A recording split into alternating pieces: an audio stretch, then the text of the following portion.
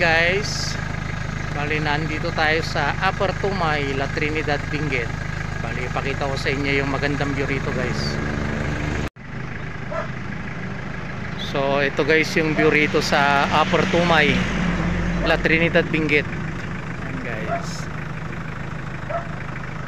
So bali may pinuntahan tayong customer dito guys. So pasilip ko lang sa inyo tong view rito sa may Upper Tumay, La Trinidad, Benguet. Ayan guys.